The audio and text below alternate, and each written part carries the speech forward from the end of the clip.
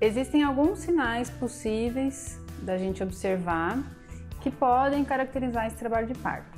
Então, quando a gente fala em questão de contrações, a gente precisa observar duas situações particulares. Então, se elas têm ritmo, se elas realmente obedecem um determinado padrão, né? E uma frequência. Então, não adianta você ter contrações que têm uma duração relativamente longa, questão de 60 segundos, 90 segundos, porém, são contrações longe uma da outra, né?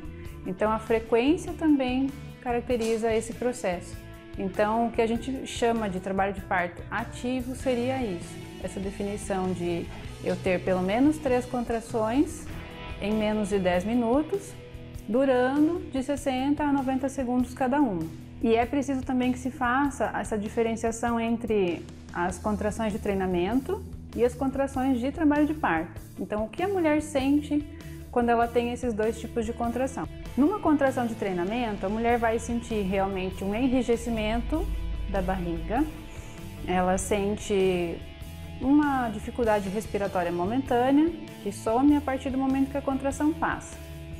Geralmente não são contrações dolorosas, são curtas, com duração de menos de 1 minuto.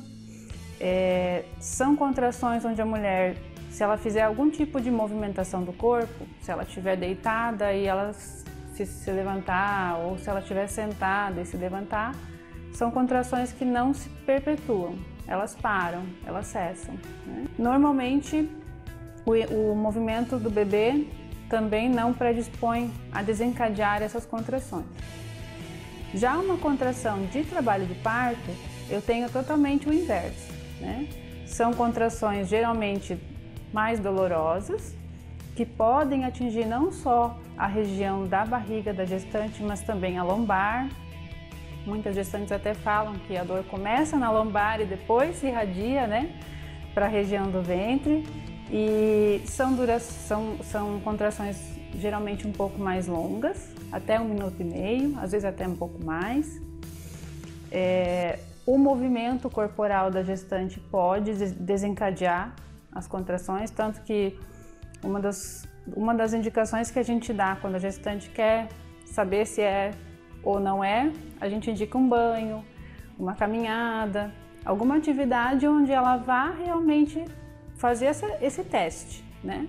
Se for trabalho de parto, o banho ou a caminhada, essa movimentação da gestante vai fazer essas contrações tomarem ritmo, né? E não ao contrário, não regredirem. Outra situação possível quando se tem um trabalho de parto, a ruptura da bolsa, né? A bolsa ela pode romper no início do trabalho de parto, não é o mais comum. O mais comum é ela romper a partir do momento em que a mulher estiver com 7 ou 8 centímetros de dilatação, mas pode ser no início. Porém, existe a situação em que a mulher tem a ruptura da bolsa, mas ela não apresenta contrações logo após, né? A gente sabe que essas contrações elas tendem a aparecer com o passar das horas, porém a gente sabe que é uma das possibilidades, né? A ruptura da bolsa. Outra situação possível seria a saída do tampão mucoso. Então o colo do útero ele é fechadinho e ele tem um gelzinho, como se fosse um tampão que veda, né? Que fecha esse canal para que ele fique protegido. Esse tampão ele começa a sair, né? A mulher percebe como se fosse parece uma clara de ovo, muitas vezes pode ter alguma cor mais avermelhada ou mais acastanhada. Então é como se fosse um gel mesmo, né? Que sai e ele pode também sair por vários dias, ele se recompõe. Assim como ela vai perdendo, ele vai se recompondo.